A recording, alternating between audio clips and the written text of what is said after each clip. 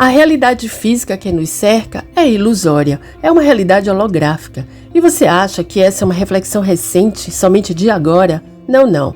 Ela nos leva aos tempos antigos, à época dos gnósticos conhecidos como cátaros. Eles dirigiam a grande biblioteca de Alexandria no Antigo Egito. As ideias desafiadoras dessas pessoas, tão especiais e despertas, foram suprimidas, e eventos como o massacre dos cátaros refletem a resistência contra visões que questionavam já na Idade Média as verdades impostas pela Igreja Romana.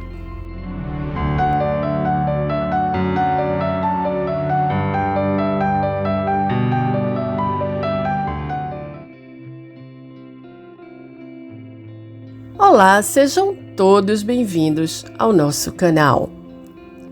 A natureza ilusória que nós chamamos de realidade física é algo delirante. A história dos cátaros reflete a batalha constante entre aqueles que buscam compreender as camadas mais profundas da existência humana e as estruturas que procuram preservar a visão de mundo dominante. Essa resistência à divulgação dessas verdades sugere que o conhecimento sobre a ilusão holográfica e entidades como os arcontes sempre representou uma ameaça para aqueles que buscam manter o controle sobre a narrativa coletiva.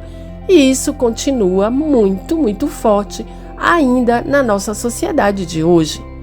Então, nesse vídeo, nós vamos explorar as camadas da ilusão que envolve a nossa compreensão do mundo que habitamos.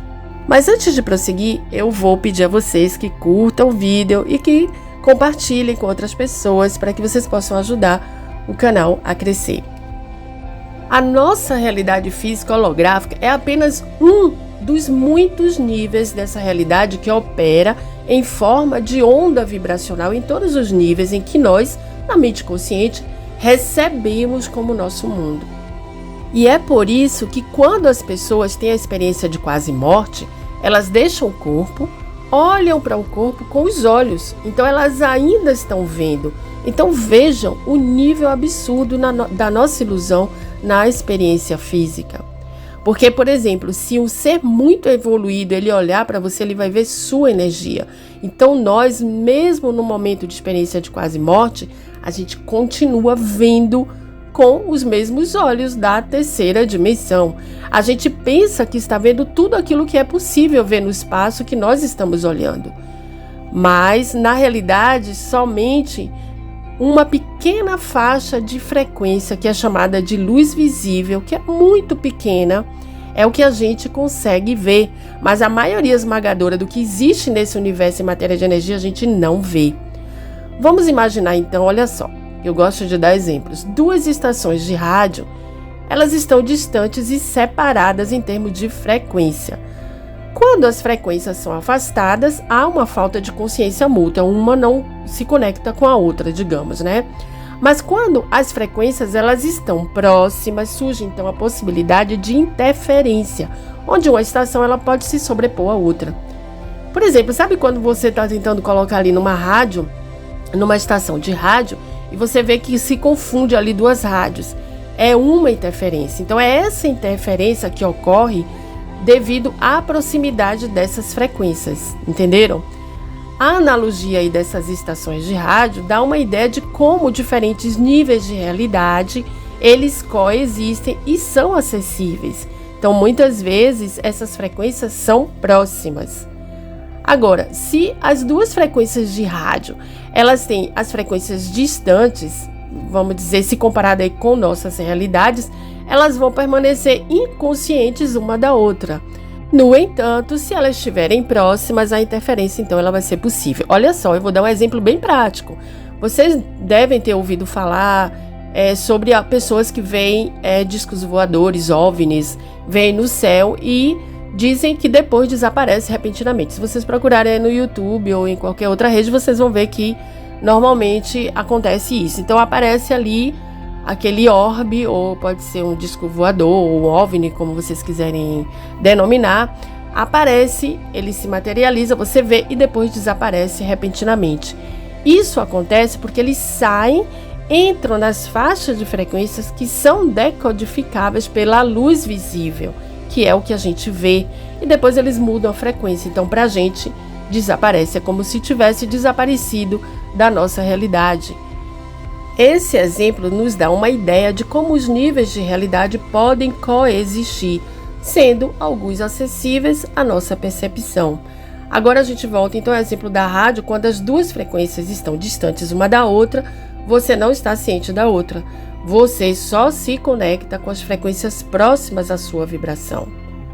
O que acontece é que a gente entra numa frequência que torna possível decodificar a banda de frequência da luz visível. Há centenas de anos atrás, havia um grupo de pessoas que se tornou conhecido como os gnósticos. Eles dirigiam a grande biblioteca de Alexandria, no Antigo Egito. Eles foram massacrados por uma multidão inspirada pela Igreja Romana. A biblioteca de Alexandria, como sempre falo aqui, tinha muitas informações e conhecimentos que, se tornassem públicos, acabariam com essa versão da Igreja Romana de tudo que era interessante para a forma de controle deles já naquela época. Durante toda a nossa história, os gnósticos eles foram suprimidos de alguma forma. Os cátaros, no sul da França, eles viveram entre 1100 e 1200 depois de Cristo. Eles rejeitavam os ensinamentos da Igreja Católica e eram tidos como imorais, pagãos. Eles diziam que a maioria dos livros da Bíblia eram inspirados por Satã. Criticavam veemente a Igreja pela hipocrisia, pela ganância e pela luxúria do clero. Criticava a riqueza e a aquisição de terras. Não vamos esquecer aqui quanta gente foi para a fogueira por causa da Inquisição e que depois, no final da história, quem ficava com as terras, castelos, tudo dessas famílias que eram queimadas, era sempre a Igreja. Os conhecimentos fantásticos dos gnósticos foram destruídos. Mas, em 1945, um frasco lacrado de escritos gnósticos foi encontrado por um camponês no Egito e eles descreviam esses escritos grande parte do sistema de crenças gnósticos. A versão deles, óbvio, era muito diferente dessa versão da história cristã que chegou até nós. O interessante é que 20% desses textos eram sobre um fenômeno que eles chamavam de, adivinhem, arcontes. Eles diziam que era uma força manipuladora que operava fora da visão humana e que basicamente era como uma forma energética que podia se manifestar como forma física por meio de projeções holográficas e outras coisas. Falava também sobre a natureza ilusória da nossa realidade. Eles falavam também de alguns arcontes e davam o nome de ciborgues a alguns deles. Nós chamaríamos isso de exército do demiurgo corrupto, que a gente já falou até aqui no canal sobre o demiurgo. É o que os cristãos chamam, no caso, de diabo, que é essa força negativa. Os escritos dizem que essa realidade que nós estamos vivenciando não foi criada por alguma força divina, foi criada pelo demiurgo e pelos arcontes, e era uma realidade falsa que eles manipularam, acessando a psique humana e manipulando a percepção humana da realidade. Logicamente, por essas e outras que os cátaros foram condenados como hereges pela Igreja Católica e foram massacrados na Cruzada Albigense, que está datada entre 1209 e 1229 depois de Cristo, tá? A gente fala aqui de depois de Cristo. Agora vocês vão saber do mais bizarro. Nesses arquivos encontrados, diziam que para os arcontes faltava, olha só, a capacidade de expressar a força criativa.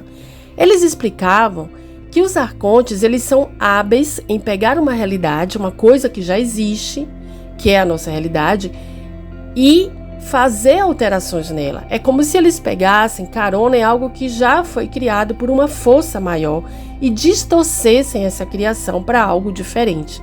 É uma espécie de manipulação. Então, em vez de começar do zero, eles modificam o que já existe de uma maneira que não é positiva, óbvio, e nem benéfica para a humanidade. Essa habilidade de distorcer algo pré-existente é o que os gnósticos diziam sobre eles e seu papel na manipulação da realidade. É mais ou menos isso o que a gente tem falado aqui no canal. Agora, os arcontes, que eles descrevem como os ciborgues, eles servem a essa força que ele chama de demiurgo. Então, existem, a gente já sabe, as entidades reptilianas que operam fora da nossa visão, da visão humana. Os arcontes, eles não podem ficar por muito tempo na nossa realidade por causa da diferença de frequência. Eles só podem entrar por um tempo na nossa realidade. É preciso muita energia para permanecerem aqui na nossa realidade, porque não é a banda de frequência natural deles. Eles não podem ficar por muito tempo. Então, o que é que eles fizeram? Eles criaram uma rede de famílias de linhagem de humanos que remontam já ao mundo antigo e que representavam seus interesses com a vida invisível, no caso.